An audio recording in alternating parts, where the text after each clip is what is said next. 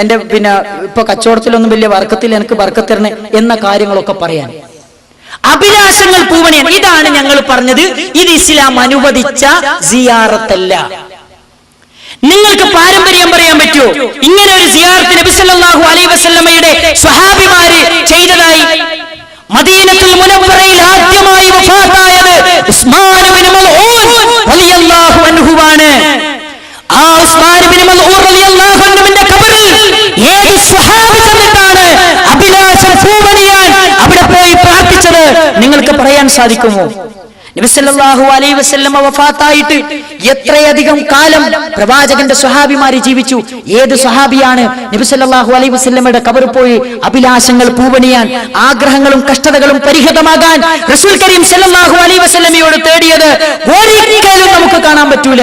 ഇനി മാത്രമല്ല, ഇവര് കബറുമ്മ പോയിട്ട് ദുആരക്ക മാത്രല്ല, കബറാളിയോട് തേടുക മാത്രല്ല, കബറുമ്മല് മുത്തല്, കബറുമ്മല് സുജൂദ്, കബറുമ്മല് പിന്നെ തവാഫ്, കബറുമ്മല് സാധാരണ നമ്മൾ ക്ഷേത്രത്തിലൊക്കെ കാണുമല്ലോ, ഇങ്ങനെ ഉരുണ്ട് ഉരുണ്ട് ഉരുണ്ട് ഉരുണ്ട് ക്ഷേത്രം വരെ പോകും, അതൊരു നേർച്ചയാ. അതുപോലെ കബർ ഓരോ ജാറത്തിലും ചില ജാറങ്ങളിലൊക്കെ ഒരാൾ ഇങ്ങനെ നേർച്ചയൊക്കെ ആ ജാറത്ത് പോയിട്ട് ഞാനിങ്ങനെ ഉരുളും. ഇവിടെ ജാറം വരെ, പള്ളീന്റെ മുറ്റത്തുനിന്ന് ജാറം വരെ ഇങ്ങനെ ഉരുളുക, ഇങ്ങനെ ഉരുണ്ട് ഉരുണ്ട് ഉരുണ്ട് ഇങ്ങനെ പോവുക. ഇതൊക്കെ ജാറത്തിന്റെ അടുത്ത് വരെ നടക്കുന്നു. ഇതൊക്കെ എങ്ങനെ ഉണ്ടായെന്നറിയോ? ഉസ്താദുമാര് കാണിച്ചു കൊടുത്തു. AP സമസ്തയിലെ പ്രഗത്ഭനായ ഒരു ഉസ്താദാണ് പൊന്മള അബ്ദുൽ ഖാദർ മുസ്ലിയാർ. അദ്ദേഹം AP വിഭാഗത്തിന്റെ ഗ്രാൻഡ് മുഫ്തിയാണ്. അദ്ദേഹം ഒരു ഖബറിൽ പോയിട്ട് സുജൂദ് ചെയ്യുക. അദ്ദേഹവും അദ്ദേഹത്തിന്റെ കൂടെ വൈലത്തൂര തങ്ങളും വലിയ വലിയാണ് ഇവരുടെ, ആ തങ്ങളും അതേപോലെ തന്നെ പൊന്മള അബ്ദുൽ ഖാദർ മുസ്ലിയാരും കൂടി സുജൂദ് ചെയ്യുന്ന രംഗം നിങ്ങളൊന്ന് കാണുക. ഇസ്തിലാം ചെയ്യുന്ന രംഗം.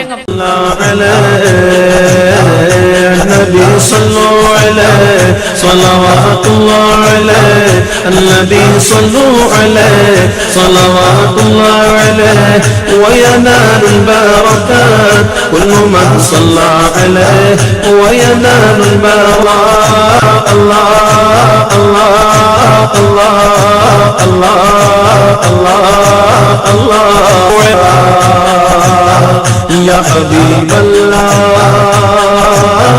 يا حبيب الله الله الله يا سلام صلى الله على محمد صلى الله عليه وسلم يا سلام صلى الله على محمد صلى الله عليه وسلم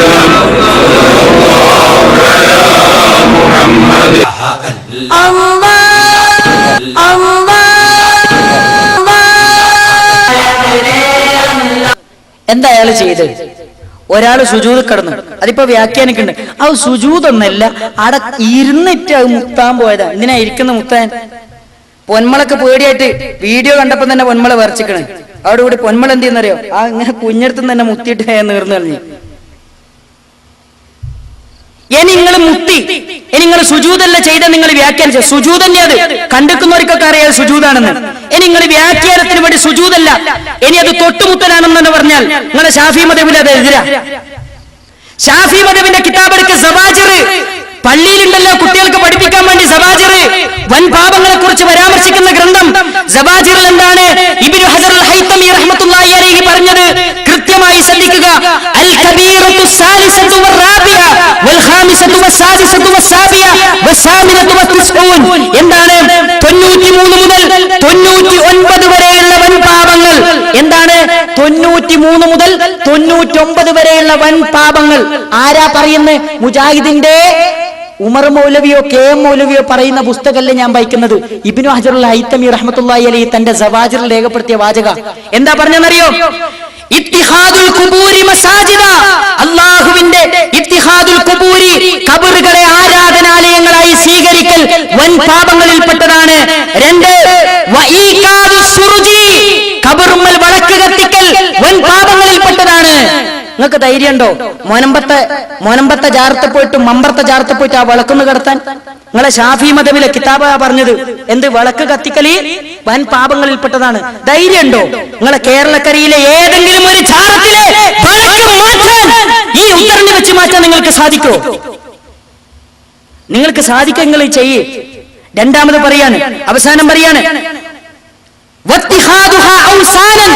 ആ ഖബറുകളെ വിഗ്രഹമായി സ്വീകരിക്കൽ, ആ ഖബറുകളെ തവാഫ് ചെയ്യൽ വൻപാപങ്ങളിൽപ്പെട്ടതാണ്. അതിനെ തൊട്ടുമുത്തലും വൻപാപങ്ങളിൽപ്പെട്ടതാണ്.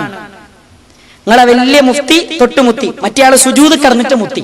ഇങ്ങനെ പറ, എന്തിന്റെ തെളിവായത്? നിങ്ങൾ എങ്ങോട്ടേക്കാ ഇവരെ കൊണ്ടുവന്നത്? എന്നിട്ട് പറയാ മുജാഹിദിന്റെ തൗഹീദ് തകർന്നു പോയി. നിങ്ങളെ തൗഹീദ് ആദ്യം നന്നാക്ക്. നിങ്ങൾ തൗഹീദ് പഠിക്ക്, ആദ്യം അള്ളാനെ പറ്റി പഠിക്ക്, ലോകത്തിന്റെ തമ്പുരാനെ പറ്റി പഠിക്ക്, ഖുർആൻ പഠിക്ക് നിങ്ങൾ. എന്നിട്ട് വാ, എന്നിട്ട് സംസാരിക്ക്, എന്നിട്ട് തൗഹീദിനെ പറ്റി പറയ്, എന്നിട്ട് ഇബാദത്തിനെ നിർവചിക്ക്, എന്നിട്ട് ഇബാദത്തിനെയും ദുആയിനെയും നിർവചിക്ക്. അല്ലാതെ ഒന്നും പഠിക്കാതെ അള്ളാനെ പോലും അറിയാതെ വന്നിട്ട് തൗഹീദും ഇബാദത്തൊക്കെ ഇങ്ങനെ നിർവചിച്ചാകെ കോളാക്കി പോവുക. ഇതല്ല നിങ്ങൾ ചെയ്യേണ്ടത്.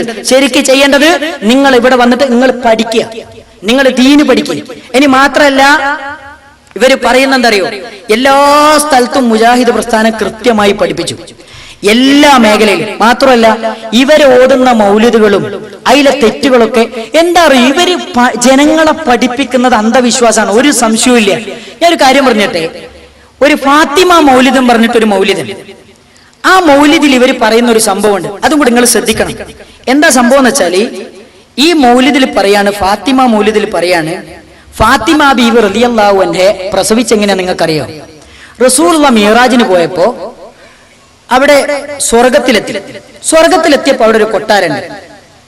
ആ കൊട്ടാരത്തിന്റെ അടുത്തെത്തിയപ്പോ അതിന്റെ അടുത്തുള്ളൊരു ആപ്പിൾ എടുത്തിട്ട് പിന്നെ റസൂലുള്ളാഹി കൊടുത്തു. എന്റെ റസൂലുള്ളാഹിനോട് പറഞ്ഞു, ഇത് ഈ ആപ്പിളെ നിങ്ങൾ കഴിച്ചോളി, നിങ്ങൾക്ക് ഫാത്തിമ ഉണ്ടാകാനുള്ളതാണ്. അങ്ങനെ റസൂലുള്ളാഹി മിഅ്റാജൊക്കെ കഴിഞ്ഞു വന്നു. റസൂൽ സല്ലല്ലാഹു അലൈഹി വസല്ലമക്ക് ഫാത്തിമ ബീവി ഉണ്ടായിന്ന്.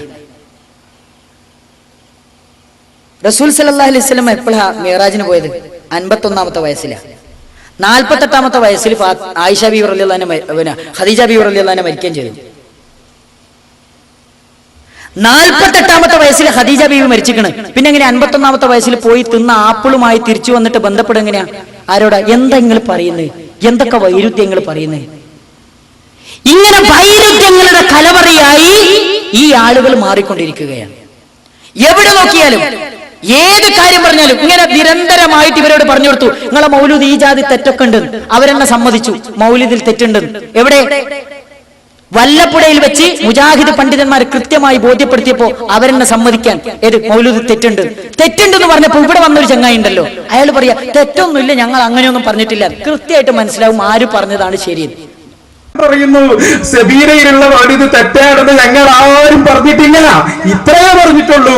ആദ്യം 5 മൗലൂദ് ചർച്ച ചെയ്യാ, എന്നിട്ട് ബാക്കി പരിശോധിച്ചിട്ട് ഓരോ മാസം ചർച്ച ചെയ്യാ, അത്രയും ഞങ്ങൾ പറഞ്ഞു. അത് ഈ മൗലിദിന്റെ ഏടുകളിൽ കാണുന്ന മുഴുവൻ കാര്യങ്ങളും അത് ശരിയല്ല, അതിൽ പലതും ശരിയല്ലാത്തതുണ്ട്, അതുകൊണ്ട് തന്നെ അത് മുഴുവനും സത്യമാണ് എന്നൊരിക്കലും വിശ്വസിക്കരുത് ജനങ്ങളെ.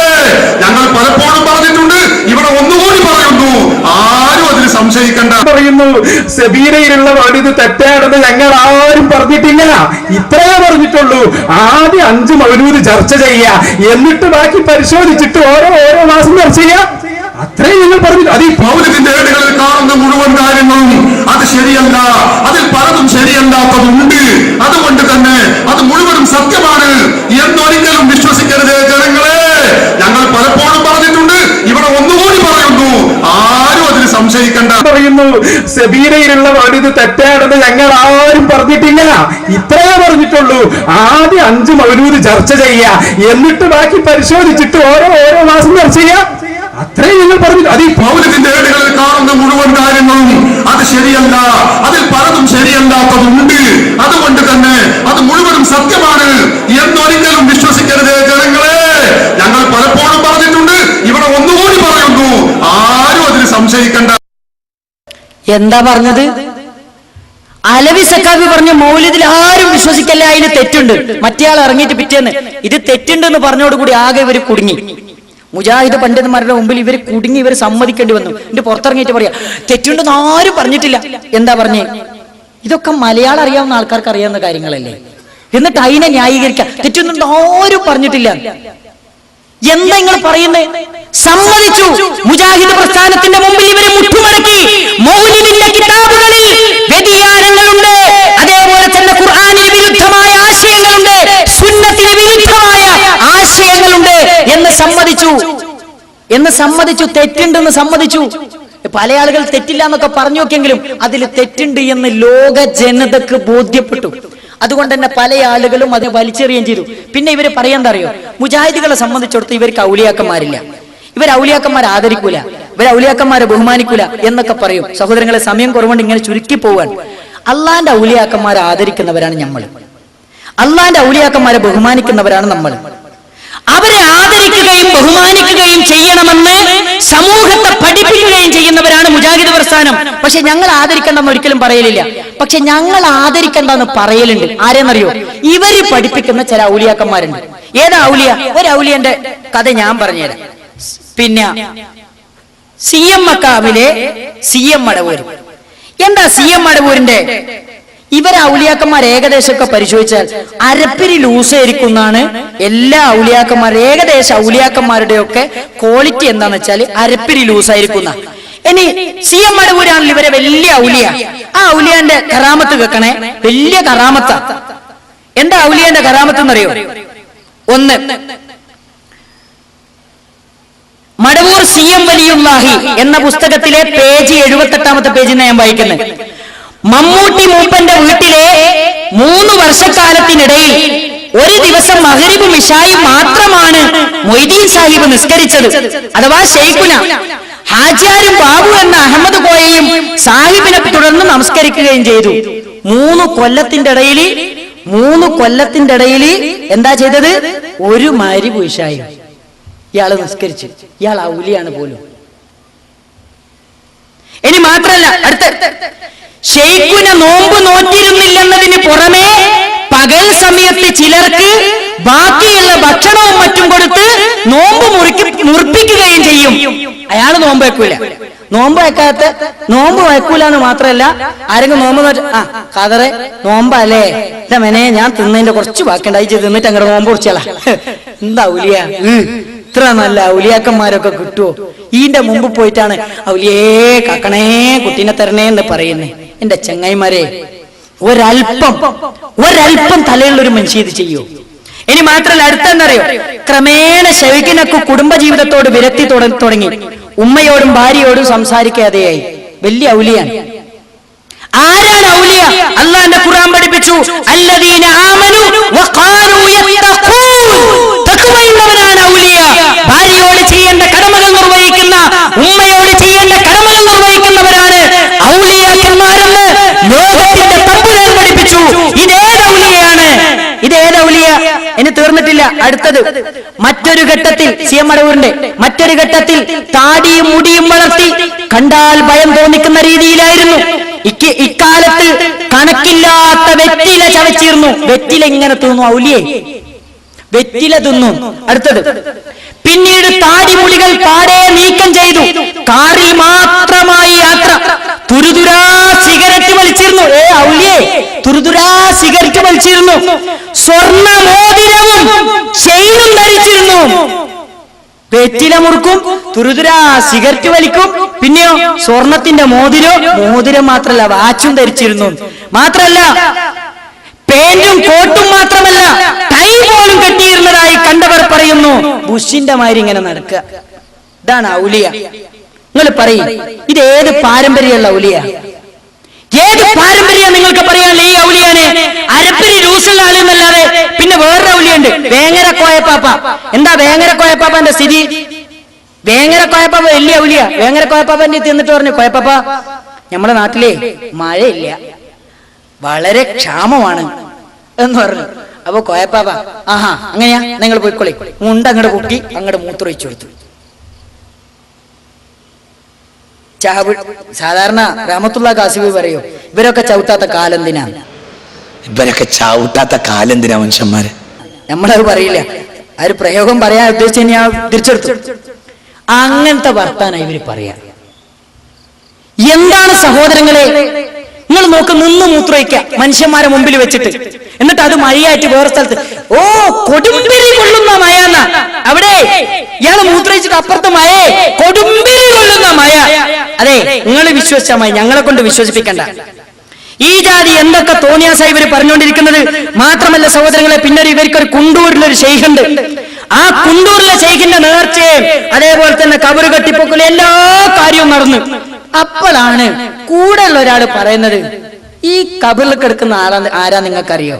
ഞെട്ടിപ്പോവും കേട്ടാൽ. അയാൾ പറയട്ടെ, കുണ്ടൂര് പോയ എല്ലാവർക്കും അറിയാലോ. കുണ്ടൂര് പോയാൽ അന്ന് നാട്ടിൽ പറയട്ടെ ഇയാൾ ആരാന്ന്, ആ കുണ്ടൂർക്കാർ പറയട്ടെ.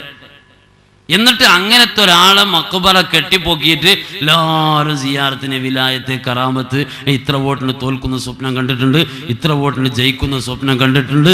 ഈ ജാതി ഒക്കെ സ്വപ്നത്തിലൂടെ ഇറങ്ങി വരിക അല്ലേ, പറഞ്ഞിട്ടില്ലേ? അതേ സമയത്ത് കുണ്ടൂർ എന്ന് പറയുന്ന അവിടെ അവരൊക്കെ ആദരിക്കുന്ന ഒരാൾ നിങ്ങൾ ആദരിച്ചോ കുഴപ്പമില്ല, നിങ്ങളിപ്പോൾ എന്തിനൊക്കെ ആദരിക്കുന്നത്, ഞങ്ങളത് വേണ്ടെന്ന് പറയാൻ പറ്റില്ല. അതേ സമയത്ത് കുണ്ടൂരിലെ ഒരാളെ ഇവർ ആദരിക്കുന്നുണ്ട്. അയാളെ കുറിച്ച് എനിക്കറിയാം, ശംസുൽ ഉലമയെ എതിർത്ത ആളാണ്. ഒരു കാര്യം ഉറപ്പിച്ച് പറയട്ടെ, ശൈഖുനാ ശംസുൽ ഉലമാ റഹിമഹുല്ലാഹ് അവരെ എതിർത്ത ഒരാൾക്ക് അള്ളാഹു വിലായത്ത് കൊടുക്കൂല, അത് ഉറപ്പാ. അതെങ്ങനെ കിട്ടാണ്? അത് പിന്നെ വേണമെങ്കിൽ ഇന്ത്യയിലെ പാർലമെന്റിൽ നിന്നോ കേരളത്തിന്റെ നിയമസഭയിൽ നിന്നോ കിട്ടുന്ന വിലായത്താണെങ്കിൽ ഓക്കെ, ഞാൻ കുഴപ്പമില്ല, അങ്ങനെ കിട്ടിയതാണെങ്കിൽ കുഴപ്പമില്ല. എന്നിട്ട് കുട്ടികളെ മുഴുവനും അടിച്ച് തൊളിച്ച് സിയാറത്തിനായിട്ട് മമ്പുറത്തേക്ക് കൊണ്ടുപോയെങ്കിലും അങ്ങോട്ട് കൊണ്ടുപോവുകയാണ്. അവിടെ ചെന്ന് ഇയാൾക്കൊന്ന് പുറത്തു കൊടുക്കണേ ദ്വാരക്കാണെങ്കിലോ അവിടെ കാര്യമുണ്ടെന്ന് നോക്കാം. അവിടെ ചെന്ന് ഇയാൾക്കൊന്ന് പുറത്തു കൊടുക്കണേ ദ്വാരക്കാണെങ്കിലോ അവിടെ കാര്യമുണ്ടെന്ന് നോക്കാം. അതല്ലല്ലോ ചെയ്യുന്നത്. എന്നിട്ട് ഇങ്ങനെ കുറെ ആളുകളെ പറഞ്ഞ് പർവ്വതീകരിച്ചിട്ട് കുണ്ടൂരിലെ മനുഷ്യന്മാർ ചോദിക്കാണ്, ഈ ഖബറിനുള്ളിൽ കിടക്കുന്ന ഔലിയാക്കന്മാരൊക്കെ ഈ ജാതി ആൾക്കാരാ എന്ന് ചോദിക്കാൻ തുടങ്ങി. അവിടെയാ പ്രശ്നം. ഇപ്പൊ കുണ്ടൂരിന്റെ ഒരു കഥയാണ് ഇത്. മൂപ്പർ ഇങ്ങോട്ട് പോന്നോണ്ടല്ലേ നമുക്ക് ഇതിന്റെ അവസ്ഥ അറിഞ്ഞേ. ഇനി എത്ര ആൾ ഇങ്ങോട്ട് വരാനുണ്ട്? ആ പോന്നവരൊക്കെ പറയാണ് ഇവർ ഏതെങ്കിലും ഒരു ജാറുണ്ടാവോ, ഏതെങ്കിലും ഒരു മക്കബറ ഉണ്ടാവോ, ഏതെങ്കിലും ഒരു ഔലിയ ഉണ്ടാവോ? ഇനി മാത്രല്ല, ഇവരിപ്പോ എന്താ അറിയോ, അഡ്രസ്സ് നഷ്ടപ്പെടുന്നതിനൊക്കെ ഇങ്ങനെ അഡ്രസ്സ് ഉണ്ടാക്കി കൊണ്ടുവരികയാണ്. ഇപ്പൊ അലവി സക്കാഫിനോട് ഒരിക്കലും ഒരു സ്ഥലത്ത് വെച്ചിട്ട് ചോദിക്കാണ്, മുനമ്പത്തെ ബീവി എന്ന് പറഞ്ഞാല് പിന്നെ ഉരുമ്പേരറിയില്ല മഷൂറത്തും കുറവില്ല എന്നൊക്കെ പറയുന്ന ആളല്ലേ, പിന്നെ എങ്ങനെ അത് വലിയ ബീവിയായ എന്നൊക്കെ ചോദിച്ചു. ആ ചോദ്യത്തിന് അയാൾ കൊടുക്കുന്ന മറുപടി നിങ്ങളൊന്ന് ശ്രദ്ധിക്കാം. അപ്പോ ഈ ശരീഅത്ത് നിയമം ജീവിതത്തിൽ പകർത്തുന്നവരെ ആണ് അംഗീകരിക്കാൻ പാടുള്ളൂ ഉസ്താദ് പറഞ്ഞത്. തീർച്ചയായിട്ടും അങ്ങനെയാണെങ്കിൽ പുതുമലയാളി മുനമ്പത്തെ ബീവി എന്ന പേര് അറിയപ്പെടുന്ന ആ സ്ത്രീ എവിടെയാണ്, ഏത് നാട്ടുകാരിലാണ്, എന്റെ അറിവ് മനസ്സിലായ മുസ്ലിമാണോ എന്ന് പോലും തെളിയിക്കപ്പെടാനുള്ള ഒരു മാധ്യമം ഇവിടെ ഉണ്ടാകും. എന്തൊക്കെ അത് പറയണം, ഞാൻ അതാണ് അറിയാൻ പറ്റുന്നത്. അവരുടെ ഇന്നത്തെ അവസ്ഥ, അല്ലെങ്കിൽ അത് വലിയ മഹത്വമുള്ള സ്ത്രീയാണെന്ന് എന്താണ് തെളിവ്? ഈ പറഞ്ഞ മാനദണ്ഡം ആ സ്ത്രീക്ക് ഉണ്ടോ എന്നുള്ളത് എനിക്കറിയില്ല. അറിയാൻ പറ്റണം. അവരുടെ നാട്, അവരുടെ കുടുംബം, അവരുടെ ജീവിത ചുറ്റുപാട് അതൊന്നും ഇതുവരെ ലഭ്യമല്ല. എന്റെ അറിയില്ല, എനിക്കറിയില്ല. അപ്പൊ അതിന്റെ ഒരു വിശദീകരണം തരണം. മഹാനായ അബ്ദുൽ വഹാബ് ഷഹറാനി തന്റെ ഷഹറാനി ഇമാമ് ഒരു ഉപമ പറയുന്നു. ചില ആളുകളെ കുറിച്ച് മഹാത്മാവാണോ അല്ലേ എന്ന് നമുക്ക് അറിയുന്നില്ല. പക്ഷേ ആ മഖ്ബറയിലേക്ക് അള്ളാഹുവിന്റെ സ്വാലിഹീങ്ങൾ, ഉലമാക്കൾ, അതുപോലെ തന്നെ ഖൈറു സ്വലാഹിന്റെ ആളുകൾ അവർ അവിടെ വല്ലാതെ സിയാറത്ത് ചെയ്തുകൊണ്ടിരിക്കുന്നുണ്ട്. നമുക്ക് ആളെ കുറിച്ചൊന്നും അറിയില്ല. അവരെല്ലാവരും അവിടെ സിയാറത്ത് ചെയ്തു വരുന്നുമുണ്ട് എങ്കിൽ ആ മഹാത്മാവാണ് എന്നതിന്റെ തെളിവാണത് എന്ന് ബഹുമാനപ്പെട്ട അബ്ദുൽ വഹാബ് ഷഹറാനി മഹാനവറുകൾ രേഖപ്പെടുത്തിയത് കാണാം. രേഖപ്പെടുത്തി ആര്? ഷെർവാനിയോ എന്താ ഷെബ്രാനിയോ ഏതെങ്കിലും ആട്ടെ. അള്ളാന്റെ റസൂലിനെ ഇവർക്ക് ഉദ്ധരിക്കാൻ കഴിഞ്ഞോ? സ്വഹാബത്തിന് ഉദ്ധരിക്കാൻ കഴിഞ്ഞോ? താബി പണ്ടിനെ ഉദ്ധരിക്കാൻ കഴിഞ്ഞോ? തബൂ താബീനെ ഉദ്ധരിക്കാൻ കഴിഞ്ഞോ? ഒരാളെ ഉദ്ധരിക്കാൻ കഴിഞ്ഞിട്ടില്ല. ഏതോ കഴിഞ്ഞ നൂറ്റാണ്ടിലേറ്റം മരിച്ച ഏതൊരു പണ്ഡിതനെ ഉദ്ധരിക്കാൻ കഴിഞ്ഞു. ഇനി മാത്രല്ല, ഈ മയ്യത്ത് അവിടെ വന്നപ്പോ, ഈ ശവ അവിടെ വന്നപ്പോ അവിടുത്തെ നാട്ടുകാരും അതേപോലെ തന്നെ അന്ന് സമസ്തയിൽ ഉണ്ടായിരുന്ന ആളുകൾ കൃത്യമായൊരു നിലപാടെടുത്തിരുന്നു. എന്താ നിലപാടെന്നറിയോ? 1990 ജൂലൈ മാസത്തിലെ സുന്നി വേദി, ആ സുന്നി വേദിയിൽ കൃത്യമായിട്ട് പറയുന്നുണ്ട് എന്ത്, ആരാണ് മുനമ്പത്തെ ബീവിന്ന്. ഇയാള് ന്യായീകരിച്ചതിനോട്ട് ന്യായീകരിക്കല്ല അന്നത്തെ സമസ്തക്കാർ ചെയ്തത്. അവര് പറയാണ്, മമ്പുറം നാഗൂര് പോലെ ഒരു കഴിഞ്ഞ സമാനിലുള്ള മക്ബറയല്ല മുനമ്പത്തെ ബീവി ജാറം. ഈ സമാനിൽ തന്നെയാണ് അതിന്റെ തുടക്കം. ഈ ബീവി ഒരു മഹദിയാണെന്നതിന് അടിസ്ഥാനപരമായ ഒരു തെളിവുമില്ല. ഇതൊരു മഹദിയാന്നുള്ളതിന് ഒരു അടിസ്ഥാന തെളിവില്ല. എന്നിട്ട് പറയാ ഷെഹറാനി ഇമാമ് പറഞ്ഞിക്കണ് വലിയ വലിയ ആൾക്കാരൊക്കെ പോയി പിന്നെ സിയാർത്ത് ചെയ്താൽ അത് വലിയ ഉഷാറുള്ള സ്ഥലമായിരിക്കും. ഇവര് പറയാ ഇതൊരു മഹദിയാന്നുള്ളതിന് ഒരു തെളിവില്ല. മാത്രമല്ല, 2 ജഡമാണെന്ന് കടലിൽ നിന്ന് കിട്ടിയത്, അതിൽ പുരുഷന്റേത് പോസ്റ്റ്മോർട്ടം നടത്തി മറമാടി സ്ത്രീയുടെ ജഡത്തിന്റെ അടുത്തേക്ക്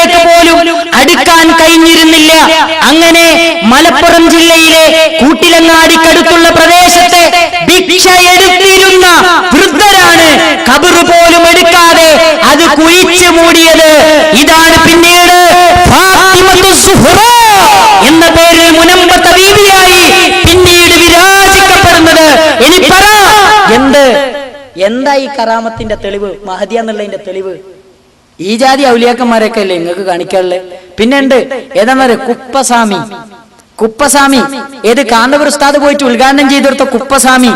ആ ഫോട്ടോ ഒക്കെ നിരന്തരം മുസ്ലിം കൈരളി കണ്ടും മടുത്തതാണ്.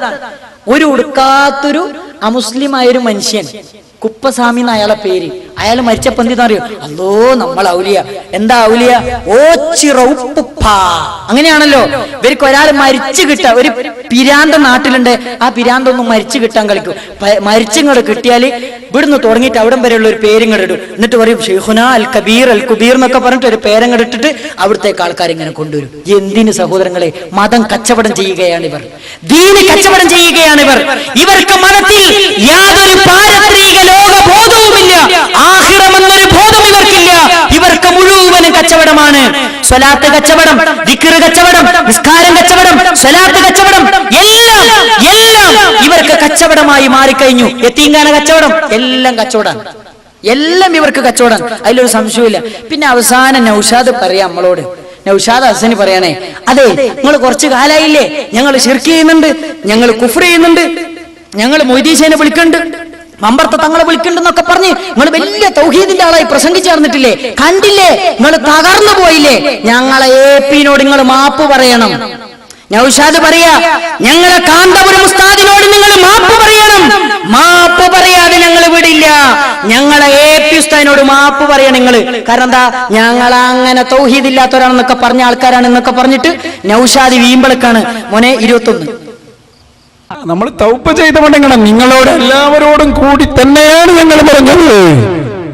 AP ഉസ്താദിന്റെ കാല് പിടിച്ച് തൗബ ചെയ്യാതെ നിങ്ങൾക്ക് രക്ഷയില്ല. അതാ ഞങ്ങൾ പറഞ്ഞുകൊണ്ടിരിക്കുന്നത്. മനസ്സിലിരിപ്പാണ്. കാന്തപുരത്തിന്റെ കാല് പോയിട്ട് ഞങ്ങൾ പിടിച്ച് മാപ്പ് പറയണം. എന്ത്? അള്ളാന്റെ റസൂലിനോട്, റസൂലേ നിങ്ങളെ തൃപ്തി ഞാൻ തേടുന്നു അല്ല പറഞ്ഞേനു. അള്ളാനെ പേടിപ്പിച്ച ഔലിയാനെ പറ്റി പറഞ്ഞേനു. കാന്തപുരം അറിയാതെ അള്ളൊന്നും ചെയ്യൂല എന്നുള്ളത് ജനങ്ങൾക്ക് മുമ്പിലിട്ട് ജനങ്ങളെ ബോധ്യപ്പെടുത്തിനോ? ഇതിനെ ഞങ്ങൾ മാപ്പ് പറയണ്ടേ? ഉള്ള ശിർക്കും കുഫ്റൊക്കെ ചെയ്ത് ബിദ്അത്തൊക്കെ ചെയ്ത് ജീവിക്കുന്ന മുസ്ലിം കൈരളിയെ വിജ്ഞാനത്തിന്റെയും തൗഹീദിന്റെയും ഈമാനിന്റെയും ഉന്നതമായ തലങ്ങളിലേക്ക് കൈപിടിച്ചുയർത്തിയതിനോ നിങ്ങൾ പറയണം. എന്തിനാ ഇവരെ കാല് പിടിക്കണ്ടേ? ഇനി ആരെ കാലാ പിടിക്കണ്ടേ? കാന്തപുരത്തിന്റെ കാലല്ലേ പിടിക്കണമെന്ന് പറഞ്ഞ് ആ കാന്തപുരത്തിന്റെ അവസ്ഥ എന്താണ്, നമ്മൾ പിടിക്കേണ്ട കാലേതാണ് എന്ന് കൂടെ പഠിച്ച അതല്ലെങ്കിൽ ശിഷ്യനായി വളർന്ന ഇസ്മായിൽ സക്കാഫി പറയുന്നുണ്ട്. അതൊന്ന് കേൾക്കുക. എത്ര പറയേണ്ടി വരും നിങ്ങൾ ആലോചിച്ച് നോക്കി.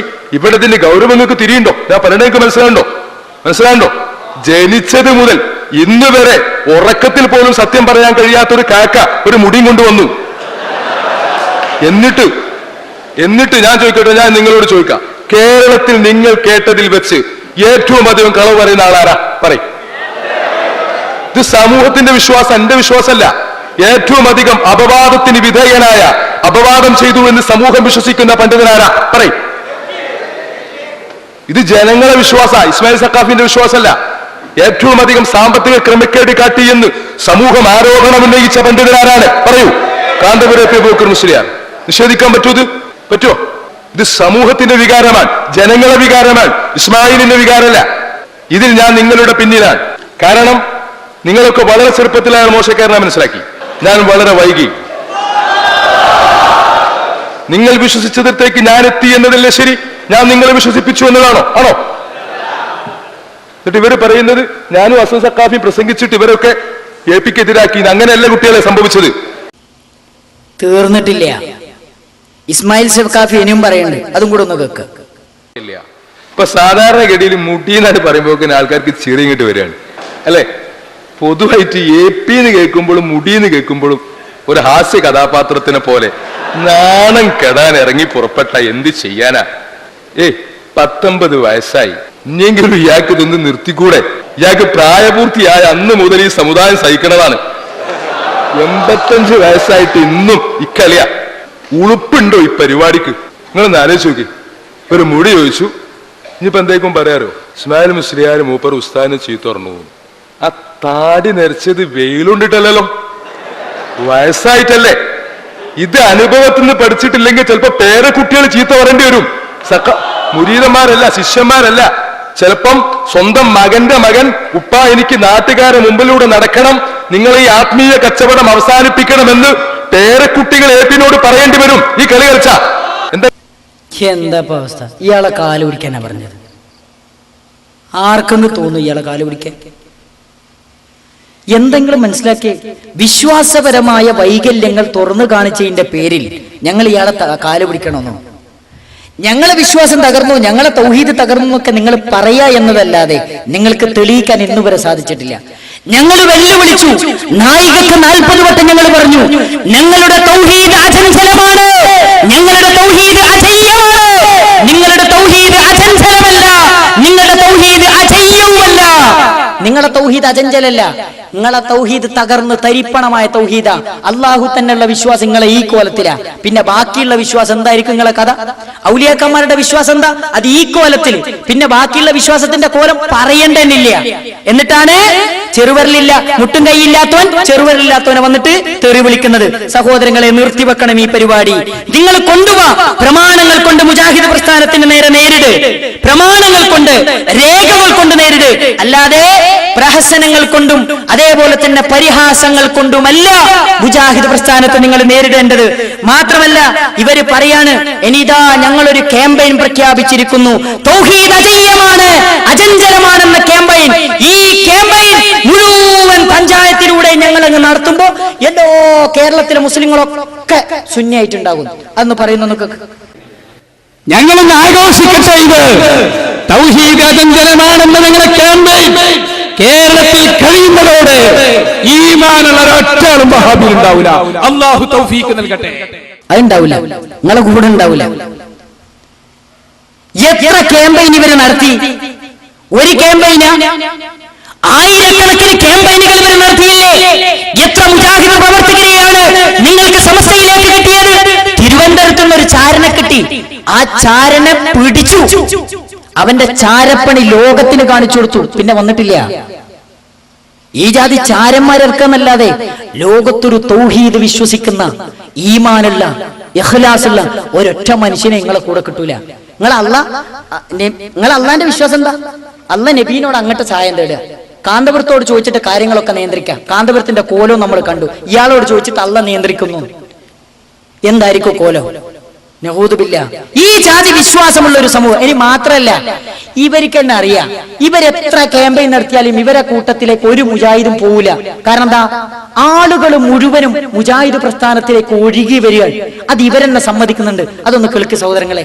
കാരണന്മാർ പറയും, മൂല്യർ നിങ്ങൾ എത്ര പറഞ്ഞിട്ട് എന്താ, ആൾക്കാർ മുജാഹിദക്ക് പോവാണ്. കാരണന്മാർ പറയും, മൂല്യർ നിങ്ങൾ എത്ര പറഞ്ഞിട്ട് എന്താ, ആൾക്കാർ മുജാഹിദക്ക് പോവാണ്. കാരണന്മാർ പറയും, മൂല്യർ നിങ്ങൾ എത്ര പറഞ്ഞിട്ട് എന്താ, ആൾക്കാർ മുജാഹിദക്ക് പോവാണ്. അതെ, എത്ര വയറിഞ്ഞിട്ടും കാര്യമില്ല, ആൾക്കാർ മുജാഹിദക്ക് പോവുക. ഇതൊരു സത്യ. മൂപ്പരെ കൊണ്ട് അള്ളാഹ് പറയിപ്പിച്ചതാ.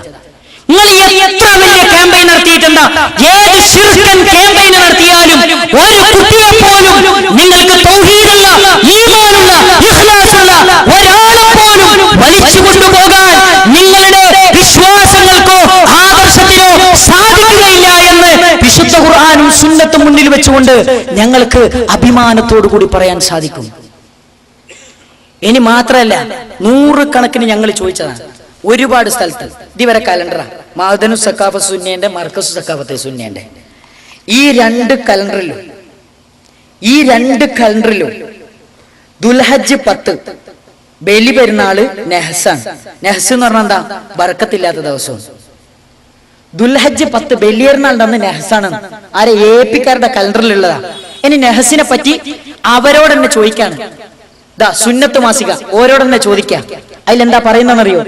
നെഹസുകൾ അടിസ്ഥാനമാക്കി പലരും പല കാര്യങ്ങളും ചിട്ടപ്പെടുന്നതും തീരുമാനിക്കുന്നതും എന്താണ് ഈ നെഹസുകൾ? ഇതിന് ഇസ്ലാമിൽ വല്ല തെളിവുമുണ്ടോ?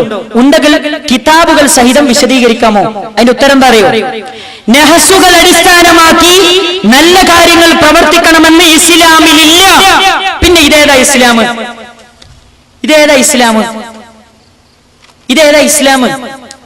നഹ്സുകൾ പറയുന്ന ഈ കലണ്ടർ ഏത് ഇസ്ലാമിന്റെ അടിസ്ഥാനത്തിലാ? എന്നിട്ട് അടുത്ത് പറയുന്നത് എന്തറിയോ?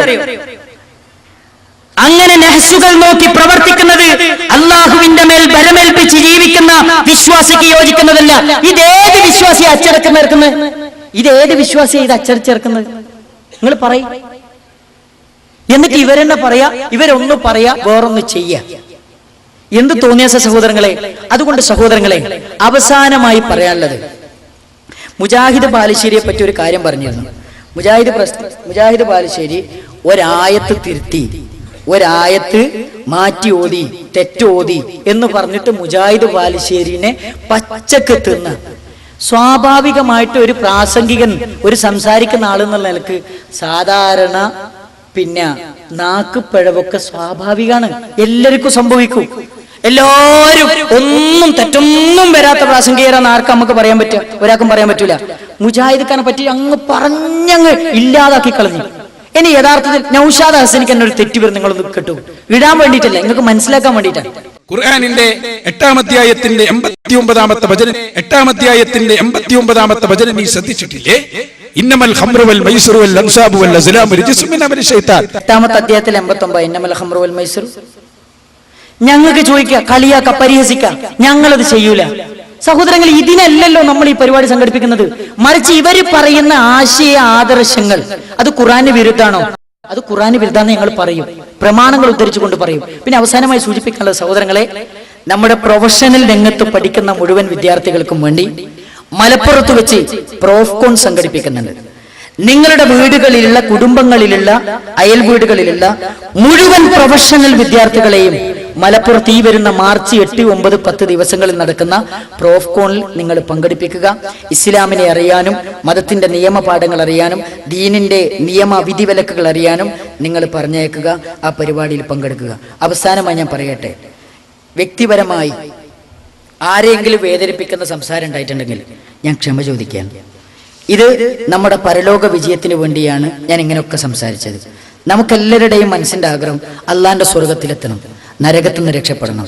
ആ സ്വർഗത്തിലെത്താൻ ഞാൻ ആദ്യം ഓതി വെച്ച ആയത്ത്, നിങ്ങൾ അള്ളാഹുവിന്റെ മാർഗം പിന്തുടരുകയും നബി സല്ലല്ലാഹു അലൈഹി വസല്ലമയുടെ സുന്നത്ത് പിന്തുടരുകയും ചെയ്യുക. അവിടെ സ്വർഗമുണ്ട്, അവിടെ നിങ്ങൾക്ക് നരകത്തിൽ നിന്ന് രക്ഷപ്പെടാമെന്ന് വളരെ കൃത്യമായി പരിവർത്തനത്തിന്റെ പടപ്പാട്ട് പാടിയ വിശുദ്ധ ഖുർആൻ നമ്മളെ പഠിപ്പിച്ചതാണ്. ആ മാർഗത്തിലേക്ക് കയറുക. അല്ലാഹു സുബ്ഹാനഹു വ തആല ആ മാർഗത്തിൽ ജീവിക്കുന്ന വിശ്വാസികളുടെ കൂട്ടത്തിൽ നമ്മൾ ഉൾപ്പെടുത്തി അനുഗ്രഹിക്കുമാറാകട്ടെ. വാഖിറു ദഅ്വാനാ അനിൽ ഹംദുലില്ലാഹി റബ്ബിൽ ആലമീൻ. അസ്സലാമു അലൈക്കും വറഹ്മത്തുള്ളാഹി വബറകാതുഹു.